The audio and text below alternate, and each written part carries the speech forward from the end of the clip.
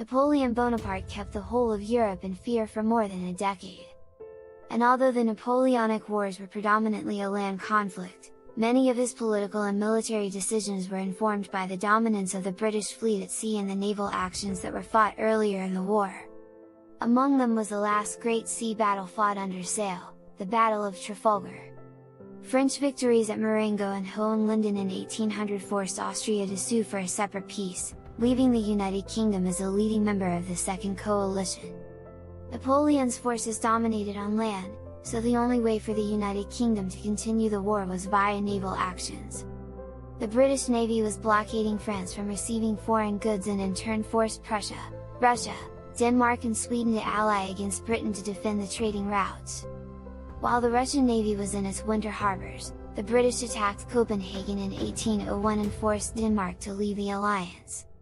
When the Russian Tsar Paul I died a month later, his heir Alexander I was more lenient towards the United Kingdom and the anti-British Union ceased to exist.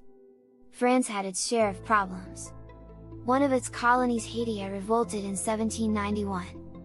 Napoleon decided to send an expeditionary force to restore French rule over the island and its lucrative sugar industry in late 1801.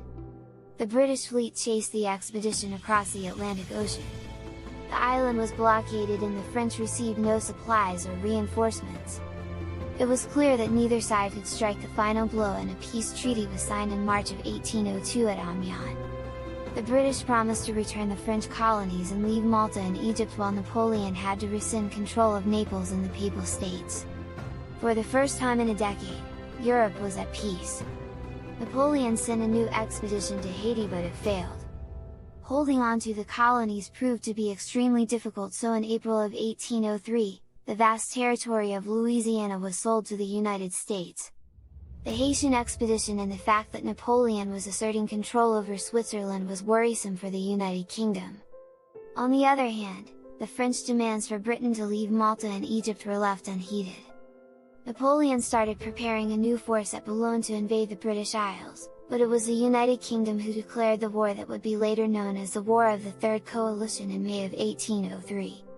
Napoleon was not expecting the renewal of hostilities and his fleet was scattered across various harbors with 21 ships of the line in Brest, 12 in Toulon and 9 more in the Atlantic. The superior British Navy blockaded both ports. Napoleon developed a plan in the summer of 1804. One of his fleets needed to break the blockade, move into the open sea, then attack the part of the English Navy blockading another harbour and unite with a portion of the French fleet stationed there. That would have allowed the French to get the army at Boulogne across the English Channel. The situation changed for the better for the French in October, when the British sank some Spanish vessels. This provoked Spain to declare war on the United Kingdom and ally itself to France in December. Napoleon now had the numbers to implement his plan. In late March of 1805, the French commander at Toulon, Vice Admiral Pierre Villeneuve, ordered his fleet to sail out. He managed to evade the loose blockade set by British commander, Vice Admiral Horatio Nelson. It seems that the British commander was sure that Napoleon would try to land a force in Italy, so the majority of Nelson's vessels were around Sardinia. However, Villeneuve was implementing Napoleon's plan. He passed the Straits of Gibraltar in early April, was joined by some Spanish ships and continued towards the Caribbean. Nelson got this intelligence only in late April and started his pursuit across the Atlantic. The French arrived at the Caribbean Sea basin in May and captured a few British outposts. Nelson reached the area in June but was still one step behind Villeneuve. Despite that, the French weren't able to inflict much damage to the local British colonies and started moving back to Europe, arriving in the second half of July. A smaller British fleet under Vice Admiral Calder was ordered to stop Villeneuve, but the subsequent battle near Cape Finisterre was indecisive. Still, this encounter prevented the French from reaching Brest to lift the blockade and they returned to Cadiz. At the same time, Austria and Russia joined the Third Coalition and Napoleon had to march his army stationed in Boulogne to the east, which meant that the invasion of the British Isles was postponed. Nelson was appointed the overall commander of the Royal Navy, and as the Allied French-Spanish Armada concentrated in Cadiz, he sent the majority of his fleet off the coast of France to block Villeneuve. By the end of September, he joined the fleet personally. Villeneuve received an order from Napoleon to move towards Italy but ignored it. On the 18th of October, the French commander received a new order to stay in Cadiz and wait for his replacement.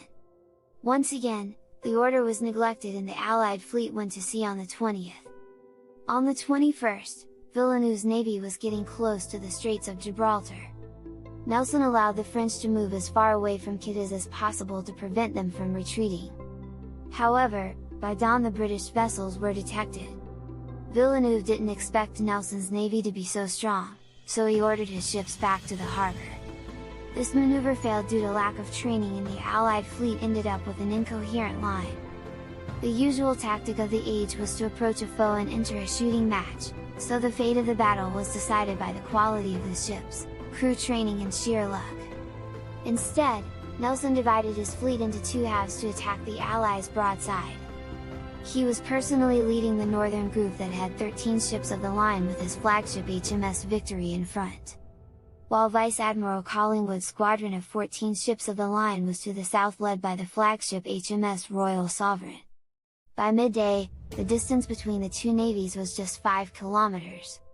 They were off the coast of Cape Trafalgar and Nelson issued his famous order, "England expects that every man will do his duty." Royal Sovereign was recently repaired and was faster than most ships, so the wind moved it dangerously close to the enemy line, while the other ships in the squadron were lagging behind. At 12:20, Royal Sovereign fired the first volley upon Santa Ana and Fogo and these vessels shot back. Collingwood's flagship was attacked by 4 enemy ships. Only 15 minutes later, Belle Isle arrived and covered the right board of Royal Sovereign.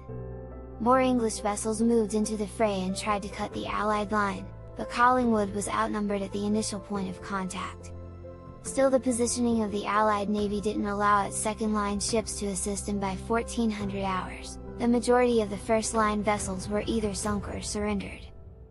To the north, Nelson's squadron got close to the enemy line by 12:20, but the wind was calming and that made Nelson's ships a very slow target.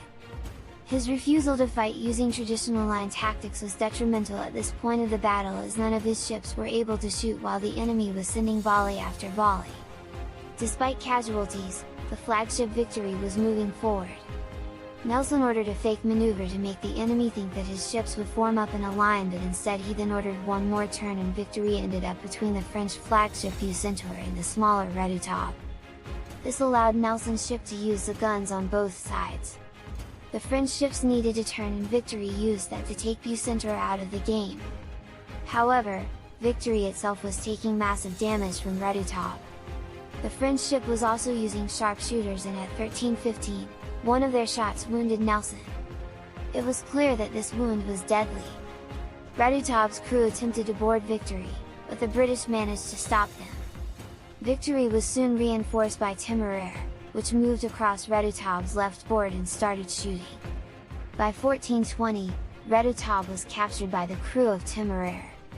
To the north, British Neptune entered into a battle with Spanish Santísima Trinidad and managed to take it out of the fight. By 1400 hours, it was becoming clear for Villeneuve that he was losing the battle, and he ordered the northern portion of his line to move to the southwest and collapse on the British fleet. However, the captains of these ships failed to see the signal, and this became the final mistake of the Allied fleet. Villeneuve's Bucentaure was in no shape to continue fighting and soon he surrendered.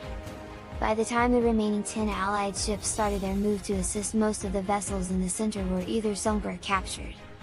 Collingwood took overall command of the British Navy and ordered Nelson's squadron to intercept the French reinforcements. The remaining Allied ships decided to retreat. It was a complete victory, with the British capturing 18 enemy ships. Nelson passed away as soon as he heard the news of the victory. The French defeat at Trafalgar confirmed the naval dominance of the United Kingdom and meant that Napoleon would not be able to invade Britain. But while the battle was raging at sea, the Emperor's Grand Army was moving into Germany against the Allied Austrian and Russian armies. Thank you for watching our video on the Battle of Trafalgar. The second video in this series that will cover the Battle of Austerlitz will be released in 2 weeks. We would like to express our gratitude to our Patreon supporters who make the creation of these videos possible. Patreon is the best way to suggest a new video, learn about our schedule and much more. Don't forget to stop by my